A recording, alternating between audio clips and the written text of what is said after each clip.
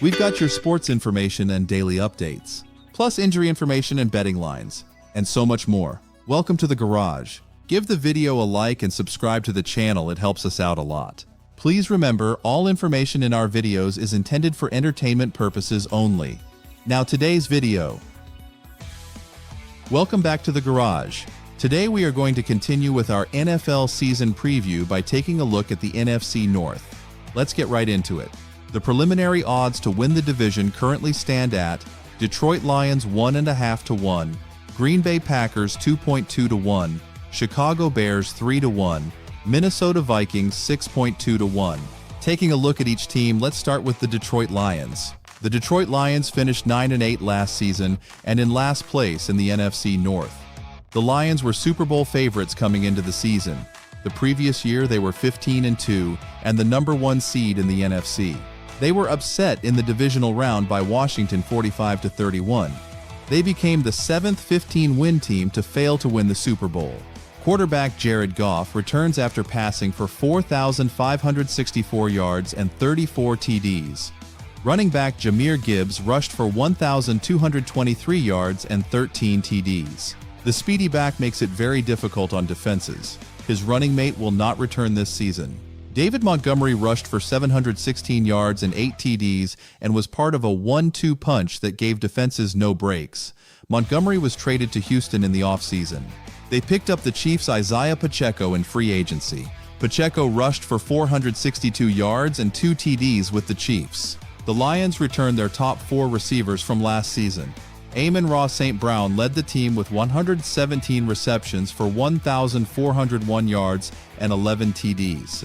Jamison Williams had 102 receptions for 1,117 yards and 7 TDs. Tight end Sam Laporta is back along with R.B. Gibbs, who also had 616 yards and 5 more TDs. The Lions signed center Cade Mays from Carolina. The Lions were still recovering from Frank Ragnow's retirement and failed return last season, but filled a major need adding Mays. His 94.3% pass block win rate ranked 20th among qualified centers last season. The Lions also drafted Blake Miller in the first round to help with the offensive line that struggled last season.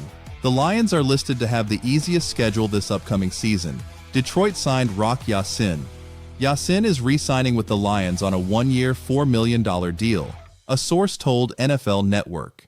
The Lions are bringing back a veteran who already knows the system and can certainly help in the secondary with safeties Brian Branch, Achilles, and Kirby Joseph, knee, still fighting their way back from season-ending injuries. Detroit has all the makings of a division winner. If they settle the offensive line and heal in the secondary, the Lions should be on their way.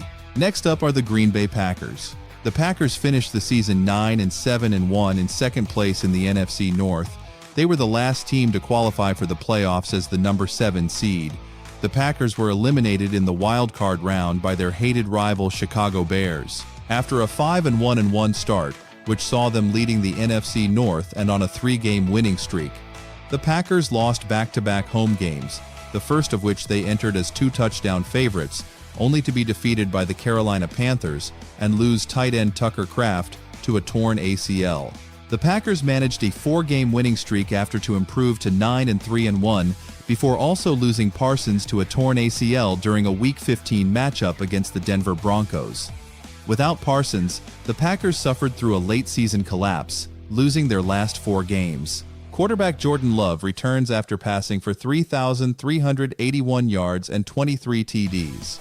The running game is led by Josh Jacobs, who had 929 yards and 13 TDs. The receiving corps had some trouble with injuries. Christian Watson missed 7 games, while tight end Tucker Kraft missed 9 games. Jaden Reed also missed 10 games. Romeo Doubs led the team with 724 yards and 6 TDs to go along with Christian Watson's 611 yards and 6 TDs. 3 of their top 4 receivers missed significant time. All are back this season and hopefully can stay healthy. The defense will live and die with Micah Parsons, and how quickly can he return from the torn Achilles? Parsons missed the last 4 games. He is expected back early this season. Some estimates have him back in Week 3. If Parsons and Tucker come back healthy, the Packers should contend. Should there be setbacks, then anything can happen. The Packers didn't have a pick in the first round of the draft this season. Now the Chicago Bears. Chicago finished 11-6 and surprisingly won the NFC North division. Chicago finished 5-12 the previous season, but under new head coach Ben Johnson, they were rejuvenated and had their first winning season since 2018. They also won the division for the first time in 7 years. Chicago beat Green Bay in the first round of the playoffs 20-17. They lost to the Rams 31-27 in the divisional round. Quarterback Caleb Williams had a great season passing for 3,942 yards and 27 TDs. Williams had a bad habit in 2024 of holding onto the ball too long. That problem seemed to be solved under new coaching. DeAndre Swift led all rushers with 1,087 yards and 9 TDs. DJ Moore was the leading receiver last season with 682 yards and 6 TDs. The Bears traded Moore in the offseason to the Buffalo Bills. The Bears were in a salary cap crunch and needed breathing room. The Bears are extremely young at wide receiver and tight end. Colston Loveland led the team with 713 yards as tight end and was just a rookie. The top two returning wideouts are 2-year pro Rome Odunze and 1-year pro Luther Burden. Both had 600 yards receiving and 8 TDs combined. The young receivers and QB will grow up together. The Bears need center and safety needs and identified both in the draft.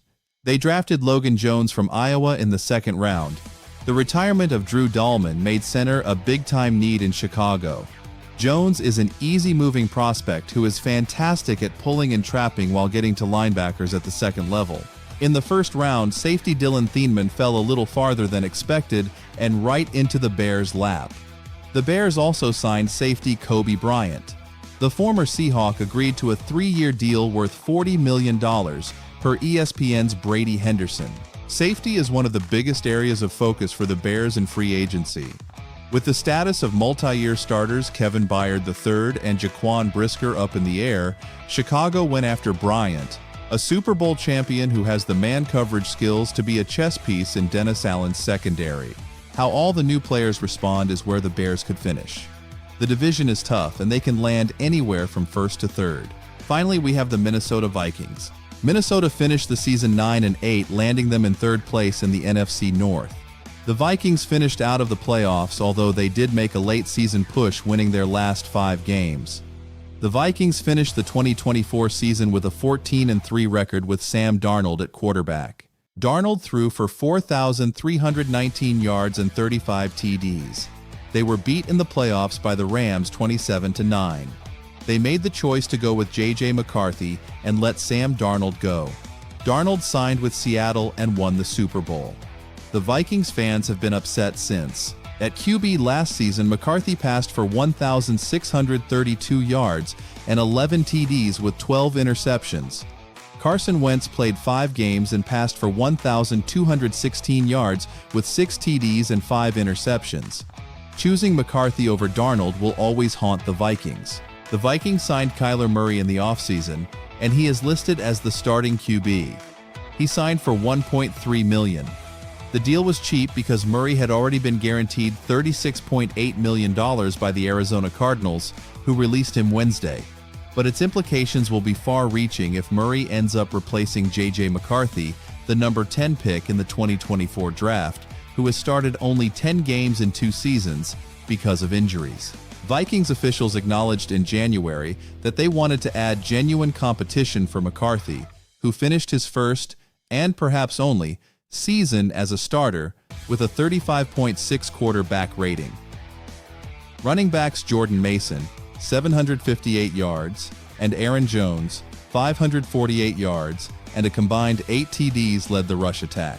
Justin Jefferson led receivers with 1,048 yards and 12 TDs, while Jordan Addison had 610 yards and 11 TDs.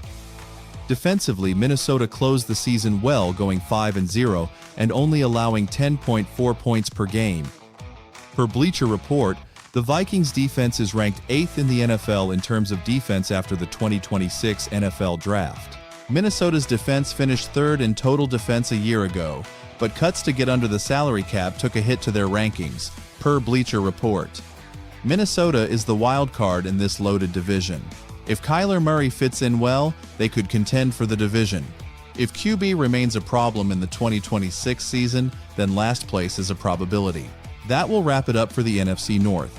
Coming up next, we'll be tackling the NFC South. As the start of the season inches closer, we'll keep you updated with all the information you will need to be an informed bettor. Please do give this video a like and subscribe to our channel. It really does help us out a lot. Thanks for joining us in the garage, and we'll see you soon.